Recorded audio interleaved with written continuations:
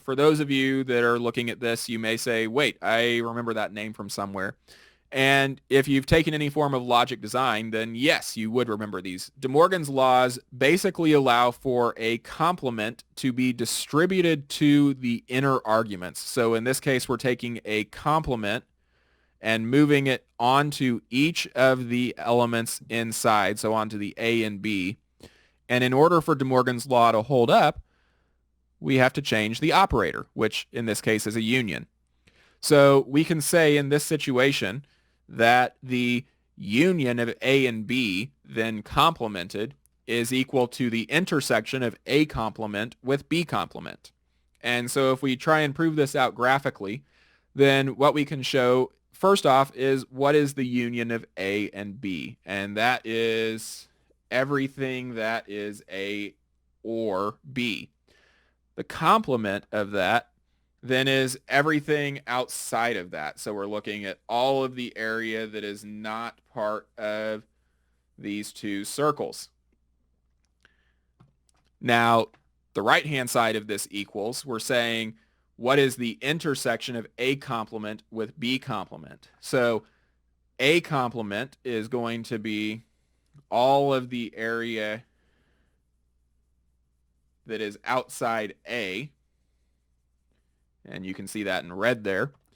And then B complement is all of the area that is outside B. And so you can see that in blue here, all of that area that is outside B. Now, if we look at the intersection of those two, we're looking for anywhere that has both red and blue in it. And so what we're left with is this area in black,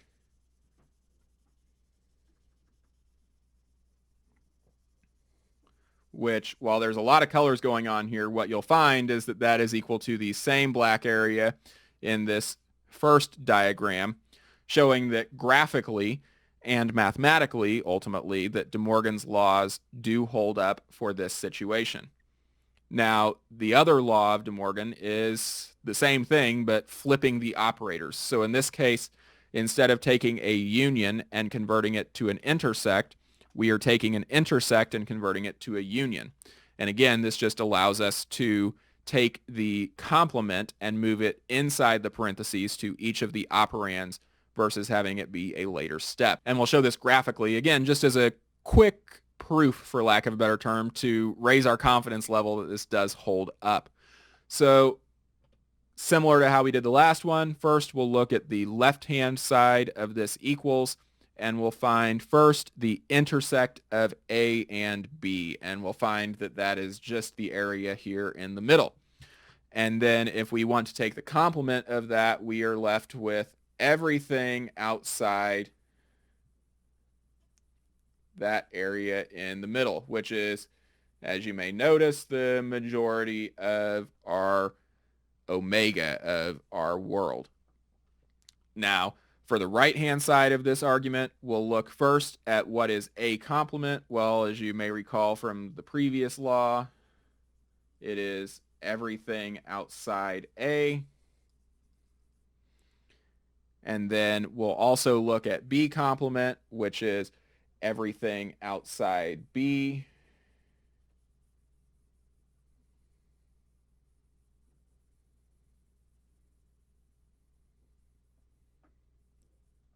And for this case, we're looking at the union of those areas. And so this is anywhere that there is an A or a B complement, specifically, anywhere that there is red or blue. And so if we find the union of those two areas, what we'll find is that this is the majority of our graph. And the area that is left is the same area that, if we get rid of in the top, that was just that union of, or the intersect, excuse me, of A and B, that these two graphs are equal to each other, showing again that the second of De Morgan's laws does indeed hold up. Now, if we want to generalize some of these, we can look at what we call union and intersection generalizations. And the first thing that we'll say is that unions of families of sets can just be written as the union of S, where S is a family of sets. So let's say that we have, to put some numbers to this, a set A that is equal to the values lowercase a, b, and c. We have a set B that is equal to D, E, and F. And we have a set C that is equal to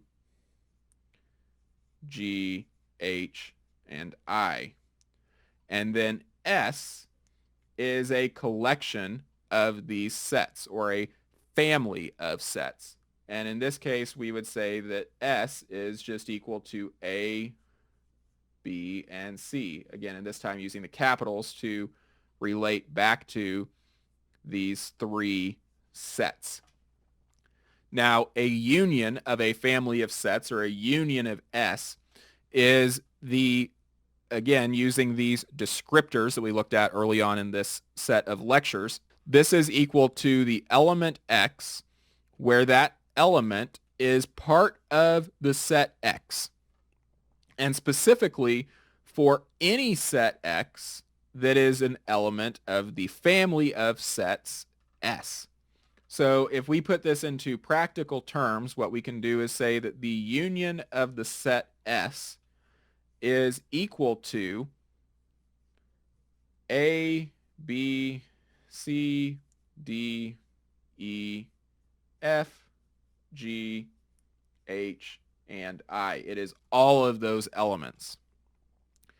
Now, there's also this concept of an intersection of families of sets, and you'll notice that's just written as the intersection of S.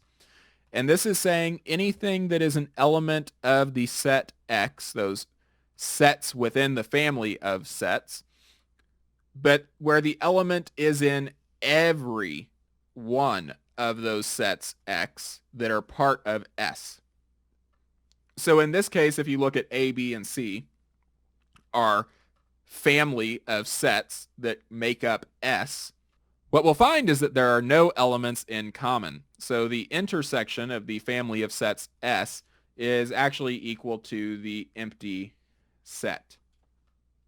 Now the last thing we'll look at here is assume that we have a set S that is just equal to an A1, A2, A3, all the way up to A sub n, where each one of those A's is a set in and of itself. Again, S is a family of sets. If we wanted to generalize the formulas for our unions and intersections of families of sets, then we can write that as the union of the family of sets S is equal to the union of each of those sets A sub I from I equal 1 all the way up to n. And that the same would apply for an intersection, that the intersection of a family of sets S is equal to the intersection of all of the A sub i's from I equals 1 all the way up to n. Now in this section we'll look at what are called partitions of sets, and a partition of a set X ultimately divides a set X up into non-overlapping subsets. So if we look at that graphically, what we're really looking at is if we have a whole bunch of different elements across our set here, a partition would be a dividing line. It's something that we draw in to split our area, our set. And so in this case, if these elements were part of our set X, we've now divided X into what we could call an X sub 1 and an X sub 2. And those are our different partitions. Now, you'll notice that there's no elements in common between them. They are non-overlapping. And this is easy to see graphically, but mathematically we need to establish some rules to make sure that we keep everything in order. And the first rule that we'll look at is that the subsets of a partition may not be empty. So in this case, I could not have, if we looked at another example here, where I have elements like so, I could not have a partition like this, because in this case my x sub 1 is fine, but x sub 2 has no elements in it. It's an empty set, and that would violate this first rule, which is that the subsets of a partition may not be empty. Now, the second rule is really hard to see graphically, but ultimately it says that every element must be in one and only one subset. So if I take this element right here, for instance, that cannot be in both x sub 1 and x sub 2. I have to pick one of those elements, and I have to pick one of those subsets, and that's the only one it can be in. Now, the other side of this is that every element must be in one and only one subset. So to look at another example, if I draw out a set here that contains 3 elements, and I, let's say, draw 2 lines this time, I can have x1 and x2, and if all of this area here is x, then what I'm left with is an x sub 1 and x sub 2, but then this element is in no man's land. It's not part of any subsets that I've identified. So in order for this to be complete, I would also have to identify an x sub 3 to contain that element. Now, if we wanted to look at some mathematical examples, let's say that we have a set X, and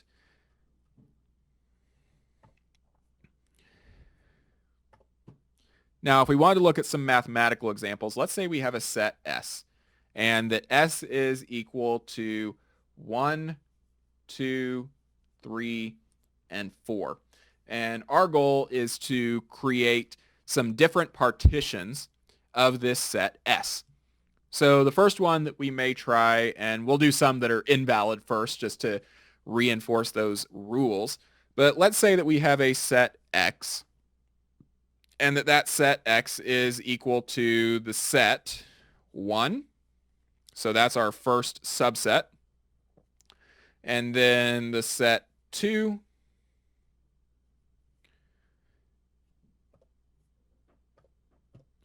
And then the set 3, and then an empty set. Well, we've actually violated at least one rule here, which is that we have an empty set, right? We violated rule 1. So this subset, or this partition of subsets, would not be valid because we violated rule number 1. We have an empty subset. So let's try a different one. Let's say that we have a y equal to 1, 2, and 3. Just get rid of that empty subset. Well, this is also invalid because if you look back at our S, we have a 1, a 2, a 3, and a 4, but there is no 4 in Y. And so Y is also not a valid partition. And so Y is also not a valid partition. Now, another example we might look at is Z. And let's say that Z is equal to 1, 2, 3, and 4 as their own subset, and then also a 4. Now, in this case, we've also violated rule number 2. We have a 4 in 2 different subsets, and that is not allowed. So again, we violated rule number 3. So again, we've violated that second rule that every element must be in one and only one subset. So now that we spent some time looking at invalid subsets, So now that we've spent some time looking at invalid partitions, let's look at some valid partitions, because there are multiple valid partitions for this set S. And the first partition that we'll look at we'll call A. And we'll say that A is equal to the first subset containing 1 and 2, and the second subset containing 3 and 4. And this is a valid subset because we have our 1 accounted for, our 2 accounted for, our 3 accounted for, and our 4 accounted for. We have no empty sets, and we also have no overlap between the subsets in this partition. Another example we'll call B, and let's say that B is equal to 1, 2, and 4. And then we have another subset that is just 3 on its own. And this is also a valid subset. As you'll notice, we have, again, our 1, 2, 3, and 4 accounted for. They are only showing up once, and we have no empty subsets. And then a third and final example we'll look at we'll call C. And C is just going to be equal to 1, 2, 3, and 4. And you may look at this and say, wait, that's just the same set. And I would say, yeah, you're right. Because there is no rule that says that a partition cannot contain all of the elements, or that a partition has to be a subset of the elements of the set that it is dividing. So in this case, we only have one partition. So in this case, we only have one subset in our partition, but that's totally okay. This is a valid partition. Now, to put a definition to this, we say that a partition P of a set S is a collection of non-empty subsets of that set S, such that every element of S is in exactly one of the subsets of P. Such that every element of S is in exactly one of the subsets in P. Now, one of the notes here that you'll find kind of interesting is that this is the subsets in P, not the subsets of P. These are ultimately subsets of the set S, but they are in P.